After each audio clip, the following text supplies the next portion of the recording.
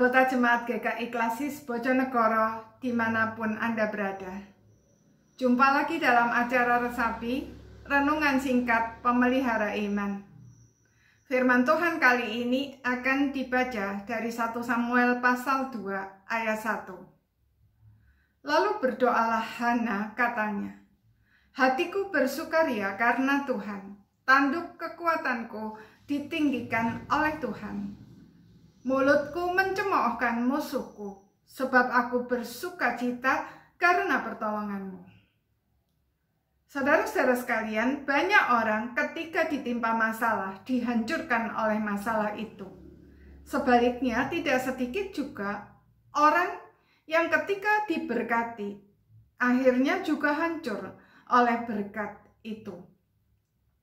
Mengapa itu bisa terjadi? Karena yang kita jadikan fokus hidup kita bukan Tuhan, melainkan diri kita sendiri, keinginan kita, kebahagiaan kita, kesuksesan kita, dan seterusnya. Bagian Alkitab yang kita baca tadi adalah pujian Hana. Hana mengalami pergumulan yang berat karena dia tidak bisa punya anak. Pada zaman itu seorang perempuan yang tidak bisa melahirkan anak dianggap aib. Untuk mendapatkan keturunan, suaminya menikah lagi dengan Penina yang kemudian Penina melahirkan anak dan dia merasa lebih baik dari Hana, lalu menggunakan kesempatan itu untuk menyakiti hati Hana terus-menerus. Sehingga Alkitab berkata bahwa Hana sekalipun suaminya Elkana mengasihi Hana, tapi dia tidak sanggup menghibur Hana karena hatinya sangat terluka dan sedih. Meskipun demikian, semua itu tidak menghancurkan Hana.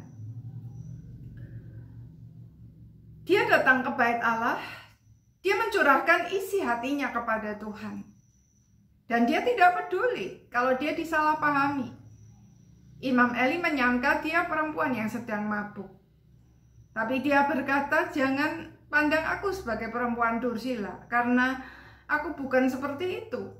Aku berada di sini mencurahkan isi hatiku karena aku sangat sedih.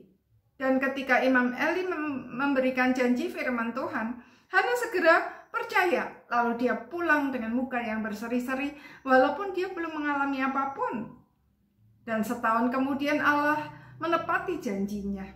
Seorang anak laki-laki dilahirkan. Saudara-saudara sekalian, banyak orang yang berada dalam posisi Hana karena begitu menikmati berkat Tuhan yang diterimanya, akhirnya dihancurkan oleh berkat itu. Tetapi Hana tidak demikian. Baik penderitaan maupun berkat tidak menghancurkan dia, karena yang menjadi fokusnya bukan dirinya sendiri, melainkan Allah dan kerajaannya. Maka Hana memuji Tuhan dan berkata, hatiku bersukaria karena Tuhan. Dia tidak berkata, hatiku bersukaria karena anak ini. Tapi dia berkata, hatiku bersukaria karena Tuhan. Tanduk keselamatanku ditinggikan oleh Tuhan dan seterusnya. Dan kalau kita baca seluruh perikop ini, kita akan menemukan kata Tuhan itu banyak sekali disebutkan oleh Hana. Dan anak yang dimintanya itu pun dia kembalikan kepada Tuhan untuk kepentingan seluruh umat Tuhan. Anak itu Samuel, dia serahkan ke bait Allah ketika masih sangat kecil. Dan setelah dewasa Tuhan menjadikannya orang penting yang sangat dipakai Tuhan untuk mendampingi raja-raja Israel dan menyelamatkan bangsa itu dari kehancuran karena kejahatan para pemimpin mereka. Jadi, yang membuat kita hancur atau justru bertumbuh dan menjadi berkat bukan situasi dan kondisi yang kita alami, melainkan siapa yang kita jadikan fokus di dalam hidup kita, Tuhan atau diri kita sendiri. Kalau kita menjadikan diri kita sendiri menjadi fokus, maka situasi dan kondisi bagaimanapun akan menghancurkan kita. Sebaliknya, kalau kita jadikan Tuhan menjadi fokus hidup kita, maka bagaimanapun situasi dan kondisi yang terjadi, tidak akan menghancurkan kita. Justru menjadi momen di mana kita belajar banyak hal. Roma 8 ayat 28 berkata bahwa Allah turut bekerja dalam segala sesuatu, mendatangkan kebaikan bagi setiap orang yang mengasihi Dia, yaitu mereka yang terpanggil sesuai dengan rencana Allah. Saudara-saudara sekalian, sudah hampir 1 tahun pandemi ini masih menjadi pergumulan kita, dan kita tidak tahu kapan semuanya ini kita akan berakhir. Namun semua itu tidak perlu membuat kita hancur kalau kita berfokus kepada Tuhan.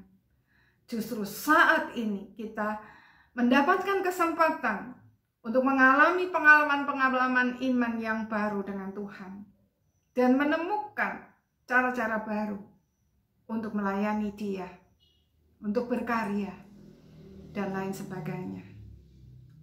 Karena itu, mari kita alihkan fokus kita dari diri sendiri kepada Tuhan. Amin. Mari kita berdoa. Ya Tuhan, kami mohon ampun karena seringkali kami berfokus pada diri kami sendiri, sehingga kami dihancurkan karena situasi dan kondisi yang kami alami.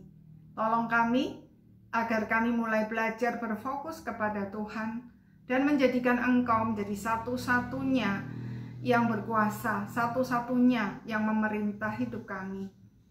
Kami berdoa Tuhan, kiranya Tuhan berkenan memberikan kami pengalaman-pengalaman iman yang baru, cara-cara baru untuk kami berkarya untuk kemuliaan-Mu.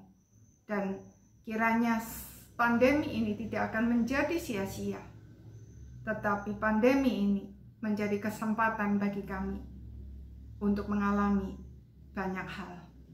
Terima kasih ya Tuhan, dalam nama Tuhan Yesus kami berdoa. Amin.